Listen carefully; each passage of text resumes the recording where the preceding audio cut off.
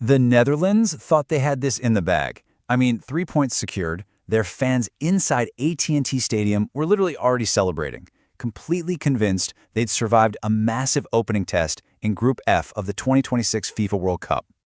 They were moments away from the final whistle.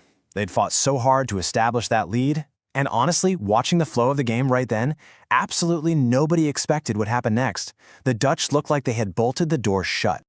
But they hadn't, because Japan simply refused to quit, and they delivered one of the most heart-stopping, dramatic moments of this tournament so far. What went down in those dying seconds didn't just change this match, it completely flipped the script for the entire group.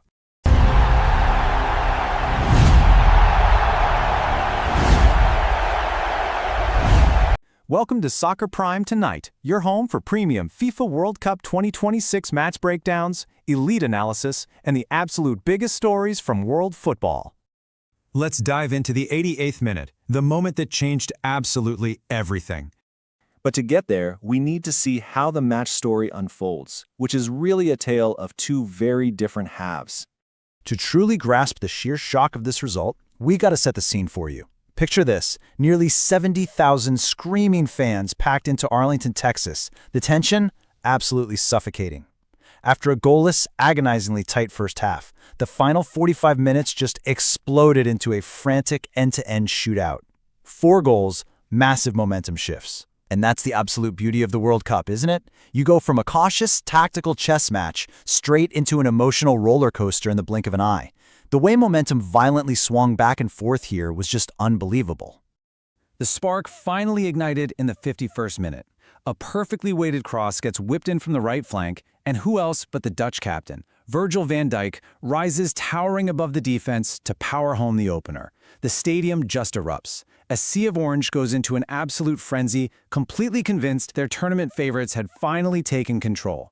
But man, their joy was incredibly short-lived. Exactly. Just 6 minutes later, Keito Nakamura fires right back. Japan finds this massive gap in the Dutch midfield, and Nakamura finishes brilliantly to level it at 1-1. This was the first massive red flag for the Netherlands. Japan wasn't intimidated by the stage, and they definitely weren't intimidated by the opponent. They showed unbelievable fighting spirit right from the jump. So the Dutch, definitely feeling the heat now, push forward again, and in the 64th minute, Crysencio Summerville delivers what really felt like the decisive blow. He finishes off this sweeping, lightning-fast counterattack that seemed to definitively tilt the match back to the Netherlands. They've got the 2-1 lead, the clock is ticking down, but the biggest moment of the night was still to come. So let's get into the tactics of the comeback and break down the blueprint. How exactly did Japan pull this off? I mean, how do you go toe-to-toe with a tournament favorite and drag yourself back from the brink not once but twice? The clash of styles here is just fascinating. It really is. The Netherlands leaned heavily on their traditional possession control, basically expecting their star attackers to protect the lead just by starving Japan of the ball. But Japan countered that flawlessly. Their relentless pressing and incredibly deep, disciplined organization just frustrated the Dutch. And when Japan won the ball back, those lightning-fast counterattacks totally exposed the empty spaces left behind. And executing that plan really came down to the key personnel on the pitch. For the Dutch, Van Dijk and Summerville obviously delivered the moments of brilliance, with Ryan Gravenberch supporting them heavily in the midfield. Right, but the Japanese setup was just relentless across the board. Keito Nakamura and Koki Ogawa were constant nagging threats, and their captain, Daichi Kamada, was the guy driving the entire tactical narrative. They didn't just try to survive the Dutch pressure, they were actively hunting for their moments. Which brings us to a crucial takeaway from this whole tactical breakdown. Yeah, exceptional fighting spirit and organization. I really want to emphasize this for everyone watching.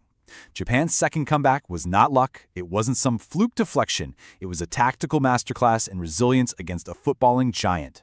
They kept their shape, trusted their blueprint entirely, and just waited for the absolute perfect moment to strike. And that perfect moment arrived in the 88th minute. The Dutch defense, which had already shown cracks earlier, finally buckled one last time under a suffocating, brilliant high press. Daichi Kamada collects a loose ball right on the edge of the box and just buries it to seal a 2-2 draw. I mean, the absolute shock on the faces of the Dutch players was written all over them. Kamada rescued a massive point and delivered one of the most explosive moments of matchday 1. Which means Group F is wide open. So let's look at the tournament stakes. Zooming out from the pitch for a second, this 2-2 draw carries massive tournament-altering implications for everyone involved. This is exactly why every single point at a World Cup is gold. Because Sweden took all 3 points in their opener, the Netherlands' drop in points here instantly puts them under a mountain of pressure. Now they're deadlocked with Japan at 1 point each.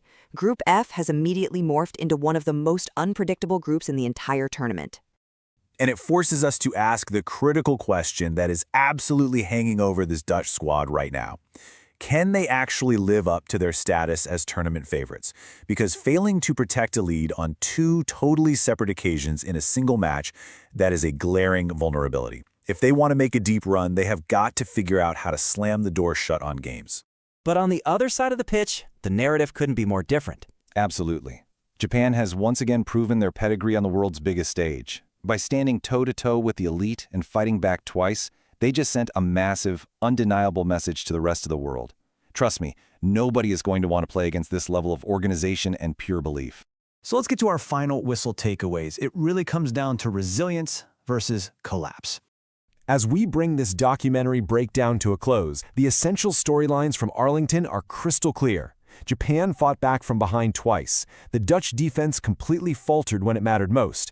Kamada's 88th minute heroics are going to be on highlight reels for years. And Group F, completely wide open. And look, despite the drop points for the Netherlands, you got to remember both of these teams are still incredibly strong contenders for the knockout stage. It just makes their upcoming fixtures absolute must-watch television.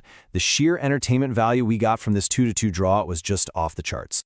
Which leaves us with one final thought to ponder. Are these dropped points going to come back to haunt the Netherlands? Or is Japan destined to ride this massive momentum all the way to a deep run in 2026? The beauty of the World Cup is we won't have to wait very long to find out. Thank you for joining us for this match breakdown. If you want to really understand the tactics, the drama, and the true story of this tournament, you are in the exact right place. Keep watching Soccer Prime tonight for more premium World Cup football documentaries. We'll catch you on the next one.